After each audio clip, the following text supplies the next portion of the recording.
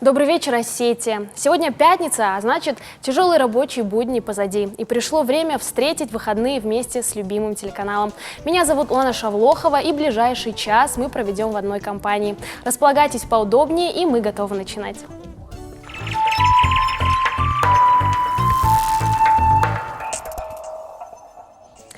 Молодые дизайнеры из Осетии выиграли российский конкурс по разработке дизайна для арт-отеля в Санкт-Петербурге. И уже скоро они отправятся воплощать свой проект. Ну а сегодня они у нас в студии и расскажут, какая работа их ожидает в столице России. Добрый вечер. Добрый. Алик и Анна. Давайте. Рада вас видеть. Взаимно. Мне кажется, хороший такой у вас момент в жизни, да, наступает, когда вы выиграли такой серьезный российский конкурс. Было, наверное, много участников. Расскажите, как удалось выиграть, что за отель? На самом деле для нас конкурс это стал как такое хорошая такая взлетная полоса, я не знаю, как бы в новую жизнь, потому что на самом деле студия, которую мы сейчас, собственно, творим, это наше детище, и в которой мы занимаемся как бы дизайном вот всего ничего, получается, несколько месяцев. И это был для нас самый такой важный первый проект, потому что тогда нас еще мало кто знал, и это был шанс заявить о себе чуть-чуть. И мы решили выбрать такую всероссийскую площадку, как раз подвернулся такой конкурс, такая возможность, и потратили очень много сил и энергии, участников на самом деле было очень много. И мы не то что рассчитывали на победу, но просто бывает же какая-то такая кармическая благодарность за проделанную большую работу. Наверное, вот этот момент случился. И мы отдали очень много сил и энергии, и когда узнали, что, собственно, мы победили, чуть не выпали с окна, наверное, какая-то такая реакция была. Насколько мне известно, это исторический какой-то объект, да. И вы будете заниматься интерьером, да, внутри. Да, все верно. Что за отель и какую историю он имеет? Ну, во-первых, это здание сегодня можно отнести к наследиям культуры Санкт-Петербурга. Построено было в 19 веке в начале, то есть уже сколько, получается, лет? Да, уже много лет, да. И за это время это здание было и частное владение купцов, и редакция журнала, и даже клуб танцевальный, да, насколько? Ну, то есть гостиницы это никогда не было. То есть это сейчас хотят ей внедрить такую, собственно, функцию. И имеет место быть, потому что здание такое достаточно большое, такой культурный центр, набережной реки Фонтанки, такой очень значимый район, да. И 7-этажная гостиница будет получаться. Но мы очень надеемся, что вот в ближайшие дни мы как раз собираемся, планируем туда лететь уже на обмеры. Уже на месте будете смотреть, да? Да. Ну, вы занимаетесь дизайном интерьера, но мне кажется, это очень ответственно. Это у вас, наверное, самый пока крупный проект, да, в вашей работе. А долго вообще вы работали над созданием? Концепции проекта? Или? Да. На самом деле, именно если касательно этого проекта, то это на самом деле такая история, что сроки были 2 месяца. Мы тогда заканчивали работать на предыдущей фирме, в которой мы, собственно, работали. И у нас оставалось всего 1,5 недели. Ну и за 1,5 недели мы собрали огромный объем информации с учетом того, что мы занимались этим проектом с утра и до глубокой ночи, не вставая и так далее. То есть включили все свои силы и энергии, вложили, в общем. Ну, в тот момент, в принципе, не было проектов. Мы в январе начали собственное, как бы, вольное плавание в сфере дизайна. И у нас, можно сказать, даже не было варианта, чтобы мы проигрывали. Поэтому мы вложили Временные рамки полностью. были какие-то у вас? Рамки только то, что стоит. Сдача конкурса. Временные рамки. Да, сдать к этому моменту. 27 декабря или какой-то такой срок был. И вот мы начали буквально за 2 недели, и вот к этому 27 декабря, день в день, мы последний, наверное, января, отправили заявку. Вы учились в ГМИ на факультете архитектуры, да. Почему больше тогда углубились в дизайн интерьеров? Как это вообще? На самом деле, когда мы закончили архитектурный, в городе не так много площадок, на которых можно найти себя, раскрыть и реализовать, если ты не планируешь там уезжать в Москва, Питер и так далее. То есть мы как-то вот в этом городе пока. И нам просто предоставилась возможность попасть в очень хорошую фирму, студию дизайна интерьеров 1119, и мы им очень благодарны, потому что это такая фирма, которая раскрыла нас просто. Сейчас была такая реклама. Да, нет, это благодарность. Да, просто искренняя. Потому что нам не нужна была школа дополнительная, нам не нужно было образование. Мы ушли сразу в практику, и я думаю, это лучшая школа. Это лучшая школа в том смысле, что на самом деле как бы туда попадаешь, там отличный коллектив, там цельная такая работа, и представление о работе сразу формируется в нужном ключе. И именно умение работать с персоналом, все нам понравилось. И, конечно, это заразило нас на то, чтобы мы в дальнейшем развивались именно в той специфике, в которой мы вот 2,5 года формировались там. Смотрите, вообще профессия дизайнера в Осетии насколько актуальна? Сейчас для девочек, становится. не знаю, наверное, для парней это совсем такая редкость, да? Или есть все-таки у нас дизайнеры интерьеров? Нет, есть дизайнер интерьеров, и зачастую, студенты, да, молодые выходят, и нельзя назвать это как бы женской специальностью, потому что в дизайне интерьеров много технических моментов, конструктива. То есть нам наше образование архитектурное только помогло, да, потому что в дизайне, в интерьере много технических моментов, и благо мы прошли 6-летнюю школу архитектуры и знаем, что там такой узел нельзя трогать, потому что может произойти. Архитектура, да, она такая обширная сфера, такая очень серьезная, но если после нее уходить в дизайн, то мышление другое, но не совсем декораторское, что плюс для... И дизайн, на самом деле, у нас в республике сейчас набирает такую популярность и обороты, и мальчики тоже в том числе, и как бы я не считаю, что это женская чистая работа. Наверное, у женщины есть какое-то чутье больше в тканях, в такое, да, такие нюансы. Но именно конструктив, такое окончательное здоровое решение все равно за парнем остается. Поэтому как-то так. Хорошо, скажите, вот с какими клиентами вам легче, проще работать? С теми, у кого есть свое видение, или вот которые к вам пришли и сказали, вот мы не знаем, чего мы хотим, Алик и Анна, пожалуйста, придумайте нам что-нибудь. Это тяжелее. Да. Когда человек не знает, чего он хочет, Когда человек не знает, и ты можешь предложить бесконечность вариантов, но он все равно не знает.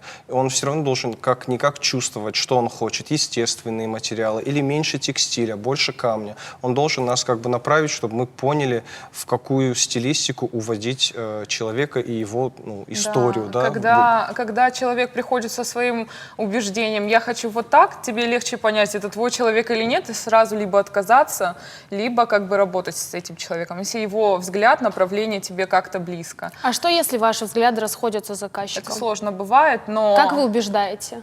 Что все-таки ваше решение, оно правильное, и нужно делать по-вашему. Вот я думаю, что бывает такой момент, что нет такого, что наше решение правильное, скорее всего, вот так.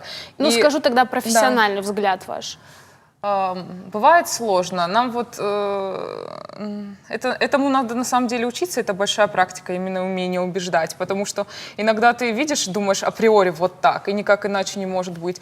И думаешь, вот сейчас надо тратить кучу сил, энергии, ты учился вот этому 6 лет, и тебе надо в 2 словах человеку объяснить, что композиционно так лучше, или по цветам так лучше соберется. Вот. Дизайнеры, они одновременно и психологи, соответственно, нужно уметь проводить диалоги, да, просидеть там целый вечер, объясняя на пальцах, коллажах или еще как-то, что вот так будет плохо. Или у нас был опыт работы с таким материалом, допустим, он вам не подойдет, потому что мы уже ошибались, вот так, и нам не надо повторять такие ошибки. Вы в тандеме, да, работаете? Да. Вот бывают у вас какие-то расхождения во взглядах, и вы спорите, не можете прийти к одному? Мы спорим, в 80% у нас совпадение. Я думаю, что это очень высокий процент творческого мышления, но споры это нормально. Кто не без этого. Да, кто не без этого, и в любом случае что-то там получится. Это было бы очень подозрительно, если бы мы работали такие идеальные, без споров и так далее, потому что тогда как будто бы какая-то проблема, мне кажется, в работе, когда нет споров. Вот и ваши работы у нас появляются на плазме. Скажите, понятное дело, что это у вас кафе, кондитерские, да, это больше такие проекты, но вы занимаетесь дизайном именно квартир, домов, да, вот какие ошибки мы допускаем, обычные простые люди, делая ремонт? То есть не обращаясь за помощью к вам, чаще всего вот самые такие яркие ошибки, какие мы допускаем? На самом деле мы как раз-таки любим работать в коммерции, мы берем жилье только если нам правда очень интересен объект или у нас есть какое-то такое схожее видение с заказчиком.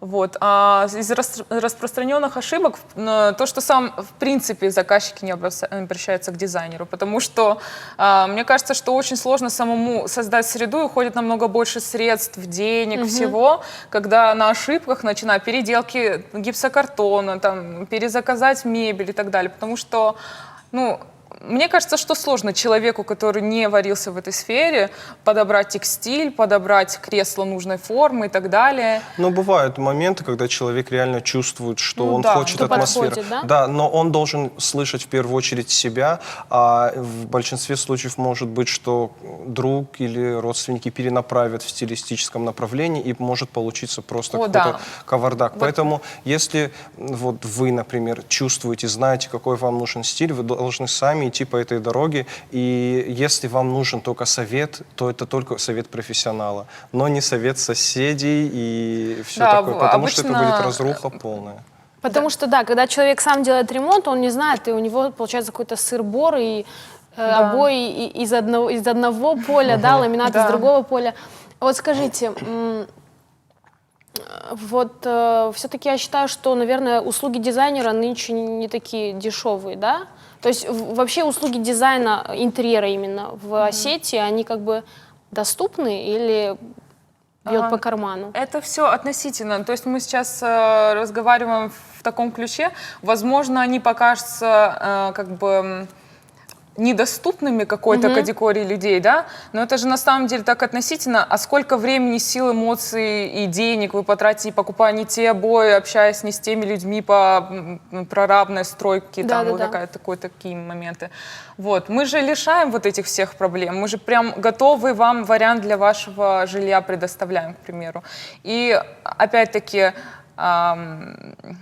как оценить услугу дизайнера? Мы просто иногда сидим и думаем, что вот мы называем энную сумму, к примеру, да, и кажется, что дорого, ну вот кому-то, к примеру, а мы думаем, мы помимо того, что мы сидим за компьютером, все это создаем, мы помимо этого эмоционально переживаем каждый момент настолько, что мы можем ночами не спать, и это все справедливо и правда, и то есть все моменты закупки, передачи, всего, заказчик свободен от этих всех проблем. Вся эта головная боль на вас, да? Поэтому это большая работа. Труд дизайнера, он на самом деле пока здесь чуть-чуть недооценен. Но вот если даже просто разбить эту энную сумму на столько месяцев, сколько мы будем вести проект, а проект может длиться год, то это уже как бы... Да, то есть он растягивается не на один месяц, То есть если даже разбить на зарплату себе и ребятам, кто на тебя работает, то это... Он не окупится даже. Не окупится. В большинстве случаев бывает, что не окупается проект, но если он реализовывается в таком виде, в каком мы видели, это дороже всех денег на земле. Да, это просто как благодарность за труд, который проделал. Я так понимаю, свою работу вы любите, и, в общем-то, если, может быть, не получается много заработать, все равно вы благодарны и как бы с удовольствием делаете свою работу. Но еще такое, коротко ответьте мне, пожалуйста, как вы, вот, наверное, как в моде обычной, так и вот в дизайне интерьера есть какие-то тенденции, да? Вот, наверное, за ними все время нужно успевать. Вот эту всю информацию, как вы за ней следите, где, что? Это интересно. Это интересно. У меня есть вот свое мнение по поводу тенденций и небольшая история. То есть тенденции, они постоянно меняются. И был у нас случай, когда мы делали проект в другом городе, и по тенденциям этого года. Но тенденции поменялись на следующий год, и заказчица сказала: а сейчас тенденции поменялись, что нам делать? Я хочу что-то новое. И задумываешься, вот... Не, есть какие-то вот ключевые направления. Есть ключевые направления, а-ля в этом году, и как в каждом году, скорее всего, уже будет. Люди уже склонны к тому, чтобы использовать натуральные материалы, больше вот эко, чтобы можно было пощупать, потрогать, погладить и так далее, потому что уходят от каких-то искусственных моментов. Это, в принципе, такая общая тенденция, которая уже давно наблюдается. А такие нюансы, как в этом сезоне коралловый или какой... Ну, здесь это никому не нужно. Ну, то есть, как бы здесь нужно создать комфорт для человека, а ему коралловый или бежевые придают этот комфорт. Это очень индивидуально. Ну, то есть тенденция это больше, наверное, такая штука просто для обсуждения модных критиков, какая-то такая вещь. Ну, еще последний вопрос. Скажите, вам нравится наш дизайн? Он соответствует как бы дизайну для такого телевидения. Да. Да. Хороший, да? Да. Правильно ответили. Выгонят, может.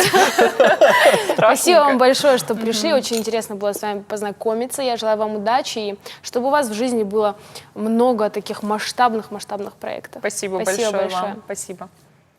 Я напомню, что у нас в студии были дизайнеры Гуди Вана и Али Габуев. А сейчас реклама.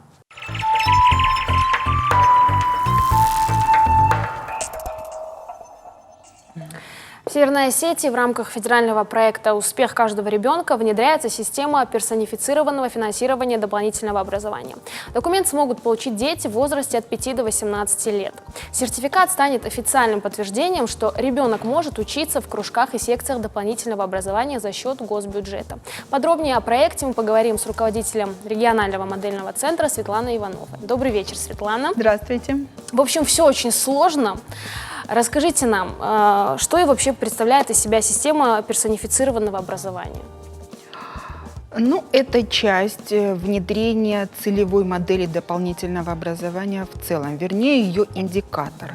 Если в регионе внедрена модель персонифицированного финансирования, значит, начались кардинальные процессы качественного изменения дополнительного образования. На сегодняшний день дополнительное образование и образование вообще меняется очень быстро, я имею в виду его содержание.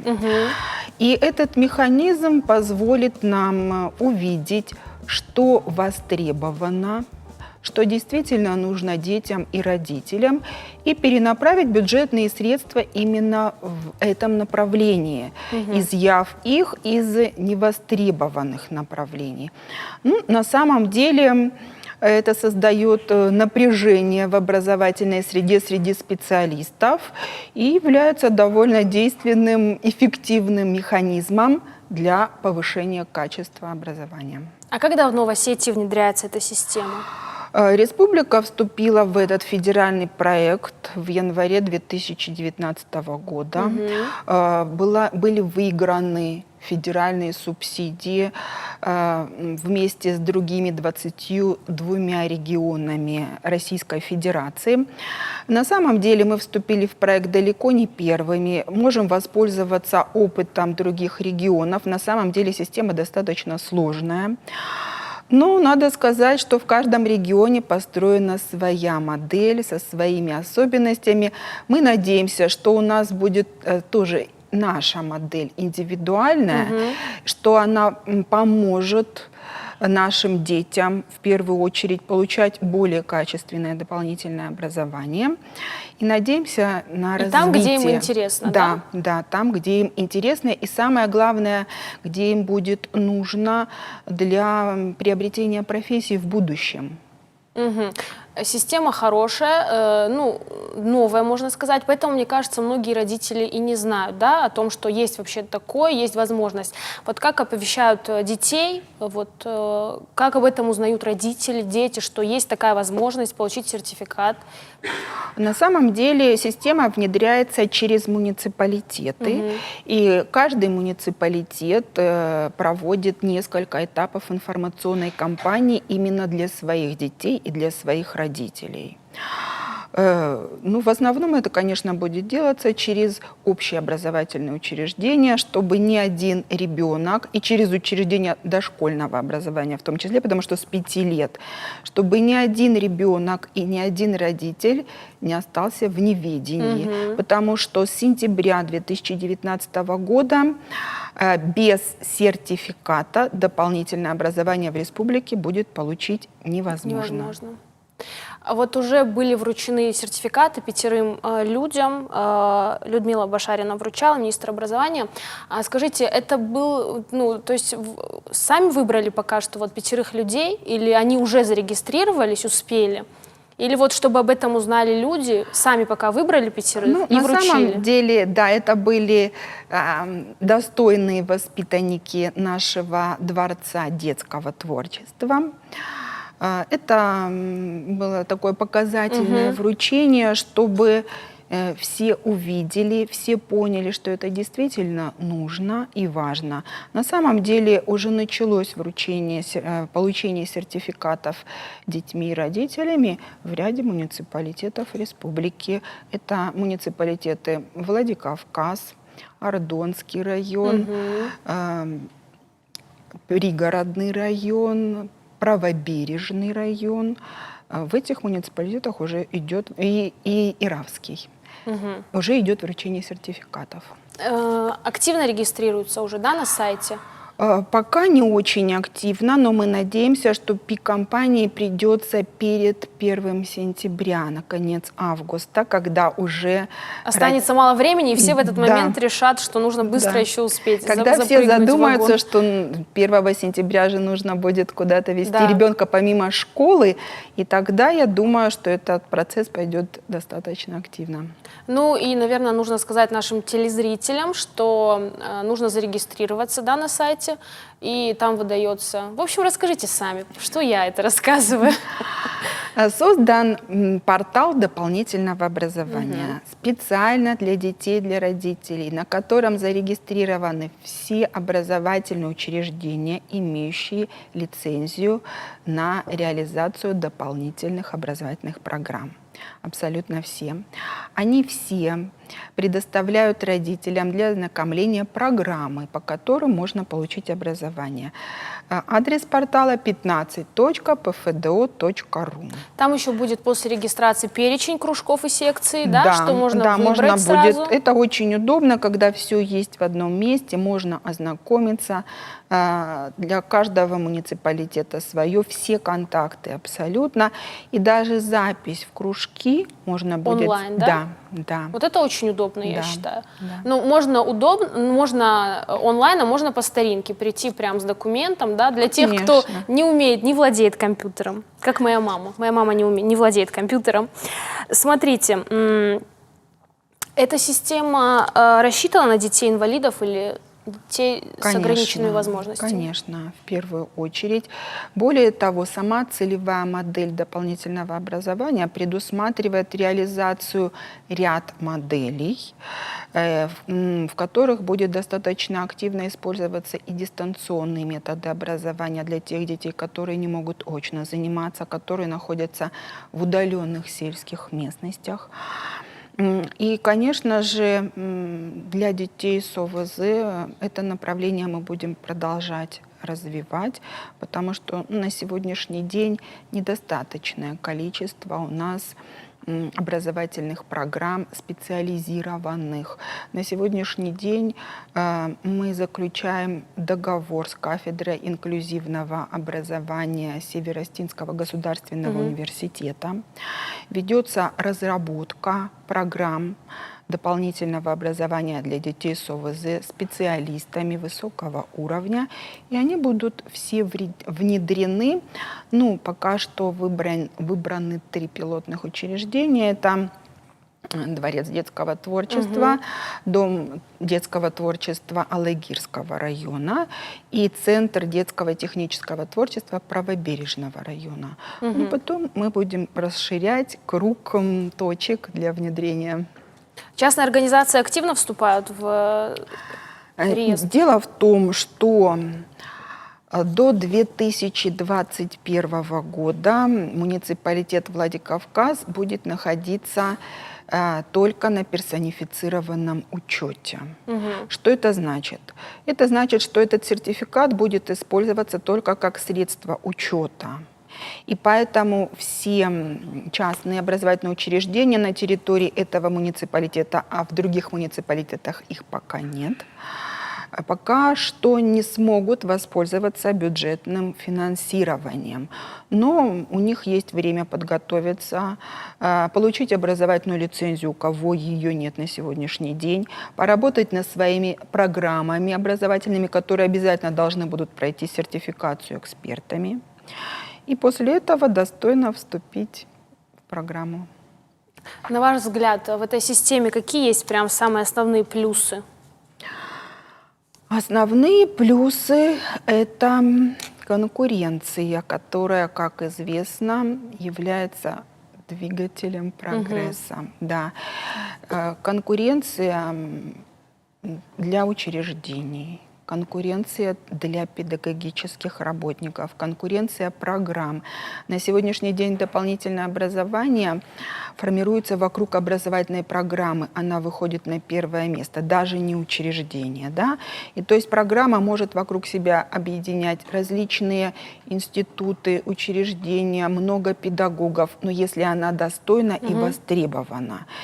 И на самом деле мы надеемся, что так и будет. Вот вы говорите конкуренция, да? А вот качество доп. Образования будет как-то повышаться от таких изменений? Мы надеемся, что это будет очень эффективным толчком для повышения качества. На самом деле, конечно, для того, чтобы повышалось качество, нужно очень много условий. Но самое главное условие – это работа педагога. Работа в первую очередь над собой. Но при этом, конечно, мы бы хотели достойные зарплаты для педагогов. И очень надеемся, что со временем эта проблема тоже будет решаться. Ну, будем надеяться, Светлана. Но еще коротко, в конце нашей беседы какие-то рекомендации, на что стоит обратить внимание родителям. И напомните еще, до какого момента можно успеть. Ну, дело в том, что сертификат могут получать родители в течение всего учебного года. Образовательную программу тоже можно выбирать в течение всего учебного года, пробовать, переходить от одной программы к другой. Это дополнительное образование, это возможность каждому ребенку найти себя. И здесь нет никаких ограничений на самом деле. Мы надеемся, что мы плавно, достойно вступим в этот проект и что реальная польза будет детям. Светлана, смотрите, вы очень хорошо говорите, но, честное слово, трудно понять вообще. Если не вникнуть, то вообще это очень сложно. Давайте так, по порядку. Заходим на сайт, регистрируемся, получаем... Нажимаем, во-первых, там есть инструкция, да, получить сертификат. Получать сертификат. Личный кабинет там появляется у человека, да? Да, как только человек пройдет регистрацию, к нему на электронную почту приходит сертификат. Это не какой-то документ, это просто реестровый номер и логин и пароль от личного кабинета в системе. Если это будет сертификат финансирования для специальных программ, да, то можно будет зайти в кабинет и видеть, как тратятся ваши средства ежемесячно.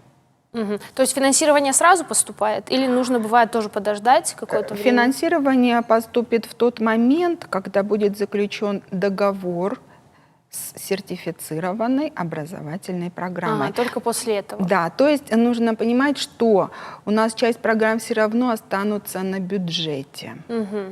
А пока что не все программы будут проходить сертификацию. То есть часть программ будет использовать сертификат как средство учета. Спасибо, Светлана. Ну, более или менее стало понятно. Я думаю, что родители, которые нас смотрели, поняли немного, вы разъяснили, что к чему. Спасибо большое, что были с нами. Была рада с вами познакомиться. Я тоже. Спасибо. Напомню, что у нас в студии был руководитель регионального модельного центра Светлана Иванова.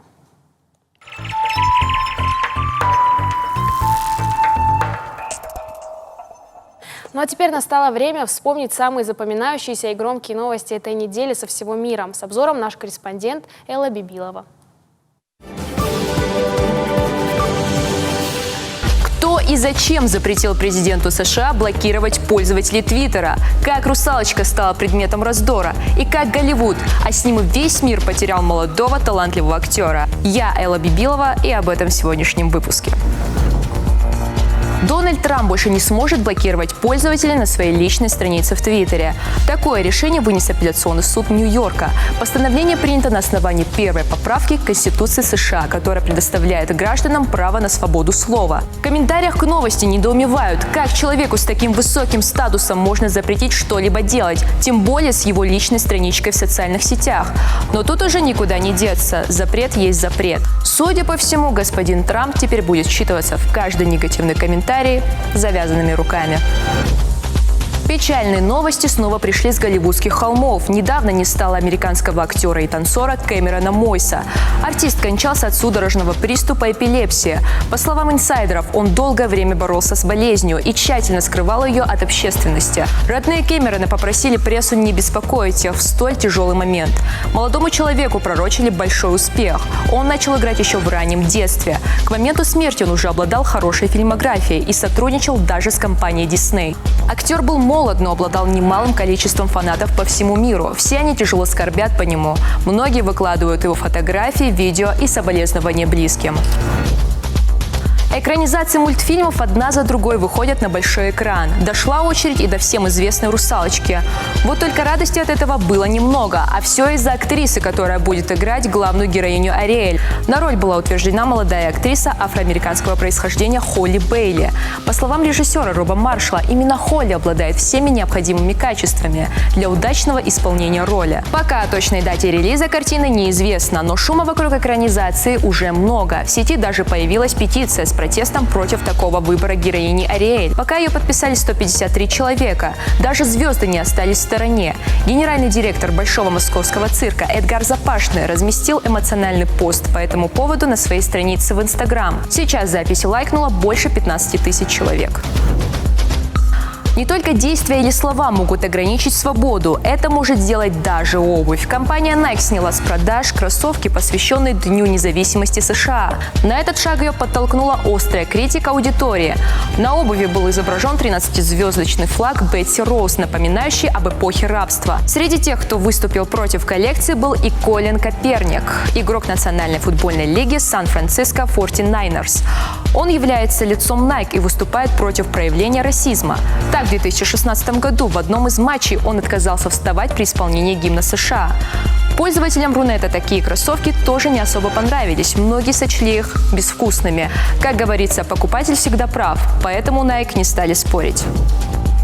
Не успели мы отойти от сырного ломтика на лице, как появился новый челлендж с бутылкой. Суть проста – снести пластиковую крышку ногой с разворота.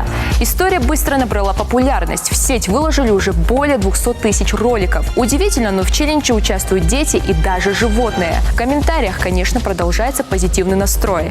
Сейчас Bottle Challenge является одним из самых популярных в сети. Посмотрим, сколько еще людей втянутся во всеобщий поток сбивателей и как долго он продержится в топе. Элла Бибилова, Казбек Хубаев, телекомпания «Сети».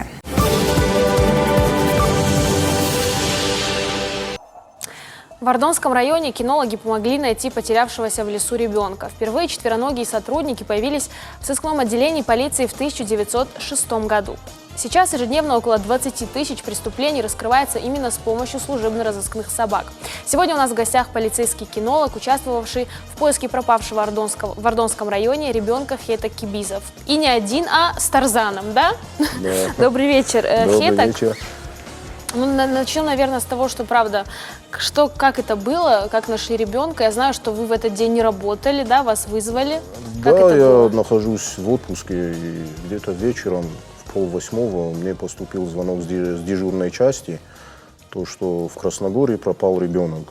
Ну, я вот как бы по гражданке как был, сразу в машину и в райотдел, я говорю, потому что дети, ребенок, уже темное время суток, и надо было помочь, чем, ну, как говорится, чем может всегда. И приехали в райотдел, там в машину сели, служебную машину, и прибыли на место происшествия. Людей там было много. Около 200 человек, да, вышли искать больше мальчика? 200 человек. И первым делом, что мы сделали, я опросил свидетелей последний раз, где был замечен ребенок. Ну, спасибо большое нашему начальнику, Дзоцееву, Таймуразу Махарбековичу, то, что он позаботился о том, что был искомый запах ребенка, и упаковал его в пакет, и, то есть поиски начались быстрее. Поиски начались с того, что дал занюхать собаке искомый запах ребенка, и собака взяла след, и когда мы прошли где-то около 600 метров, в зарослях кустарника ребенок заплакал. И все... Он не напуган был, как он себя Ребенок чувствовал? был напуган, мокрый. И, видимо, он забрел туда и в кустарниках запутался, и устал, и, видимо, уснул, и не слышал, как его зовут. Ну, Слава богу, что нашли. Да, самое главное. Целым невредимым, да? Да, он был целым невредимым. Я сам был в шоке, то, что когда на тебя смотрит столько людей, и психологическая давка идет, вот все, вот, вся надежда на тебя, потому Ты что как Супермен, да? поиски шли долго, и что-то это морально, все. И когда ребенок нашелся, я вздохнул, поблагодарил его. Тарзана, да? То, что молодец он. И приятно, когда вот такие вещи, ну, как говорится, помогаем. Помогать людям, мне кажется, да, это очень да, и хорошо. Это был долг, то есть помочь. Самое интересное, Хейтек, что я узнала, что вы учились на актерском факультете, да? Ну и теперь вы 3 года уже работаете кинологом. Как вас вообще занесло? Ну, как занесло, то есть актерскую профессию я люблю. То же самое, я считаю, что вот как бы режиссер я обучаю собаку. Ага. То есть, это Такой как бы, подход у вас, да? Такой подход, то есть обучать собаку это то же самое, вот, быть режиссером. То есть ты подстраиваешь так, как тебе надо, так, как и... Ну, с собаками тоже с детства я очень любил возиться. Да. То есть у меня дома всегда собака есть, будет и... Не устаете от них, да? И Ну, на не работе, устаю. и Вот дома собака, собаки. для меня вот прогулка с собакой, то есть я расслабляюсь, я могу с ним на поле выйти, то есть вот, даже с утра придешь на работу, и он все вдаль тебя видит, он прыгает, визжит, вот, хочет скорее, вот, отпускаешь с вольера, и он тебя обнимает, все, вот, то есть он тебе искренне рад. Он как лучший друг, да? Да, вот лучший друг, верный друг в первую очередь, то, что вот я в нем уверен, он никогда не предаст меня, вот, ради меня он готов пойти, как говорится, на верную смерть. Как вообще формируется пара из кинолога и собаки? Все время ты только с этой собакой, да? Да, только. Ну, мне его относительно недавно дали. У меня до этого была собака Рокки, то есть я с ним где-то 2,5 года был. И тоже к нему привык. И когда надо было обучить эту собаку, меня направили в Ростовскую школу служебно-розыскного собаководства. И дали мне Тарзана. Тогда он еще был, наверное, маленьким, да? Ну Щенком? да, год ему исполнилось. И сколько дрессировали?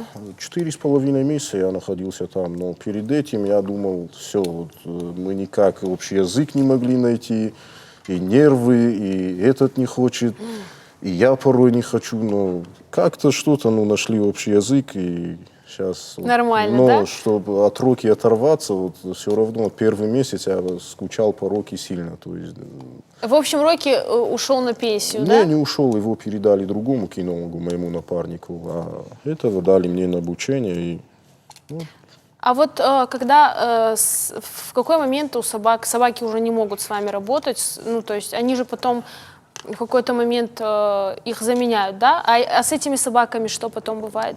Их отдают простым людям обычным, наверное? Да, могут отдать простым людям, но я думаю, не найдется такой кинолог, который с собакой, как говорится, со щенка вместе прослужили, чтобы его кому-то отдали. Нет, то есть собака, нет такого, что до какого-то возраста она работает, потом она уже как бы... 8 лет у него 8 лет. выслуга, и потом начинаются, приходят проверяющие с нашей кинологической службы и проверяют его готовность. Если он еще может исполнять свои функции служебные, то есть его оставляют на год.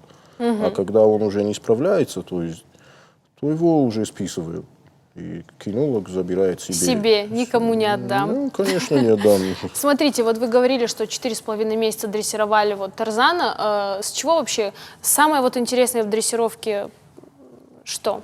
Самое с чего вообще началось? Начинается с того, что обхитрить собаку, расположить к себе. То есть каждая команда нужно поощрение. И у него вырабатывается инстинкт, то, что если я сделаю команду, хозяин меня поощрит, то есть я буду кушать. Или любимую игрушку получу, которую можно играть. Вот. То есть найти психологию, понять психологию собаки, и уже если есть собаки, которые любят ласку, чуть-чуть нагрубить ему, он все, он обидится, он перестанет выполнять подходить команды, к тебе, да. А есть такие, с которыми надо жестко. Вот он жестко, вот его нам пришлось жестко дрессировать с моим преподавателем Карасевым Русланом Александровичем. Вот он вложил в меня и в него, он сразу сказал, у него потенциал есть у собаки, просто потерпи. Просто вот Нужно было потерпи. время, да? Да, нужно время было, и все. И он мне сказал, вот он тебя никогда не подведет. И вот мой первый выход, вот реальный на поиски, и вот он не подвел. А есть собаки, которые не поддаются дрессировке? Вот, ну Есть. вот хоть год Есть, можно убить, есть. и ничего не получится. А есть такие вот холерик, да, если он холерик, все, ты с ним ничего не сделаешь, вот, тихо. Ничего с ним не сделаешь, абсолютно ничего, что бы ты с ним ни делал, ну ничего. А вы смотрите сериал вот с собачкой на «Мухтар»? известный... Да. Смотрю. Да, это один из моих любимых сериалов тоже. Ну да, это вы не замечаете, то это не одна и та же собака, там собак 7-8 участвует Правда? в этих съемках. Просто вы не замечаете. Разоблачение такое у нас сегодня. Да, Но ну все равно такие тоже собаки очень... Ну да, есть такие Подготовленные. собаки. Да. Ну, фильм снимается, это, конечно, там где-то добавляется, где-то что, но суть они, да, раскрывают. То есть вот это прямая задача. Первым делом вот в этом фильме раскрывают преданность собаки и своему хозяину. А там есть вымысел какой-то? Или вот прям вот вы смотрите и думаете, да, действительно, вот прям как у нас? Ну, мне порой я вот фильм смотрю, я уже оцениваю как и с актерской стороны, и так же, как и дрессировщик. И, то есть вот это, да, есть там вот, смысл, правильное направление, то, что собака лучший друг человека, то есть. Давайте поговорим о вашей профессии. Какие нововведения появились в последние годы в вашей профессии? Ну, нововведение сейчас уже потихоньку от старой советской школы отказывается. То есть раньше дрессировали в советское время на механике. То есть все вот надавливание вот это. А сейчас вот этим хитростью, то есть жестами, командами, голосом, то есть собака должна понимать. То, что вот я хозяин и все. А в советское время дрессировали как? Вот на механике все ставится, то есть только фас, все. А сейчас уже и законы гуманные, и то есть надо соблюдать гуманность дрессировки, чтобы даже если натравить собаку на преступника, чтобы он больших увечий ему не приносил. А в советское время такого не было. Преступник убегает, там уже никто тебе слова не скажет, то, что он увечья большие нанес. А сейчас уже гуманность, в первую очередь, вот гуманность. Вы вообще часто вам приходится спасать людей, вот как этого мальчика? Такое часто у вас бывает в практике? Ну, в практике вот это мой первый выход, вот такой реальный. А так в основном дрессировка, вот, то есть собакой нужно дрессировать, дрессировать, дрессировать. То есть если неделю не позанимаешься, то уже собака забывает эти навыки свои. И опять приходится заново начинать все, чтобы вспомнить. То есть вот это наш первый реальный выход. И... Не подвел Тарзан, да, не подвел. Да. Вы вообще за что любите свою работу? За что я люблю свою работу? Потому что вот, вообще вот, служить народу, в первую очередь, вот, когда ты вот реально приходишь на помощь, народ на тебя надеется. И... Народный герой, можно сказать, да, такой? Когда получается спасти кого-то, что может быть приятнее? Ну да, это приятнее, этого, наверное, ничего нет. Вот когда, вот я говорю, вот, когда ребенок нашелся, у меня Эмоции переполняли, эмоции да? не то, что переполняли, вот, подходят, вот, молодец, все, я вот на эмоциях, это, говорю, не я нашел, это, говорю, он нашел, ему спасибо, все. Вот. В общем, вы не пожалели, что не стали актером, а стали кинологом, да? Да, я не жалею то, что вот пошел в кинологи. То есть, когда профессия любимая, то все можно... Ну, созвучно. Кино, кинологи, да? Да, можно сказать и так. Ребята, мои друзья, как бы и подшучивают насчет Подшучивают, этого. да? Вот, ну, учился на актерском. Кино, кинолог. Да. Все. Да. Хейтак, спасибо большое, что пришли. Очень необычно у нас такое. Лично у меня первый раз так с собакой. Хоть чуть-чуть было страшно, но Да, не. вроде бы не укусил он меня. Все хорошо. Спасибо, что пришли. Спасибо вам тоже. Сегодня у нас в доброго. гостях был полицейский кинолог Хейтак Кибизов. На этом наш эфир подошел к концу. Спасибо, что провели этот вечер с нами. В завершении специально для вас поет Тимур Ногаев. А я с вами прощаюсь. Хороших вам выходных и до новых встреч.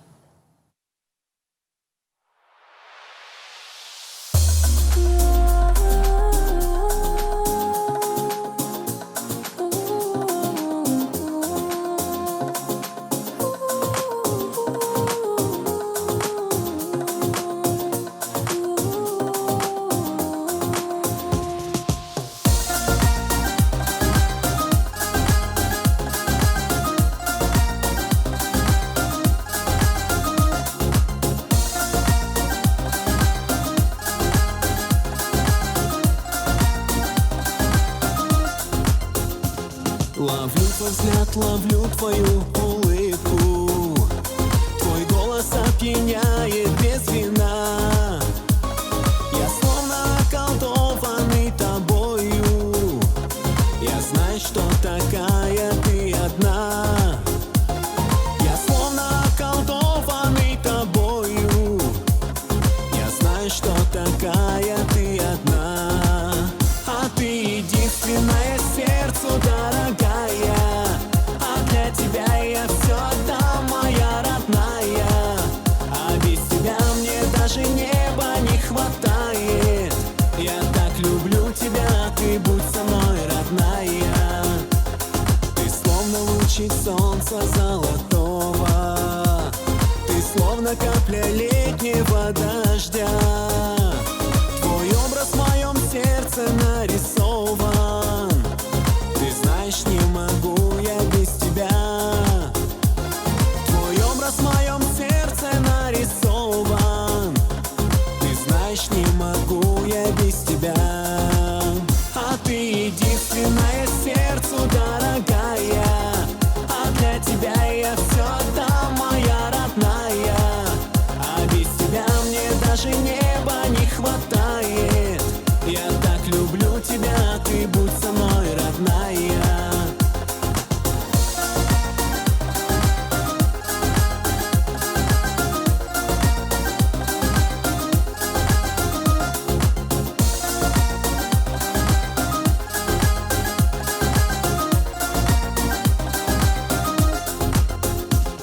Твои мечты уже моими стали, желания исполнятся твои.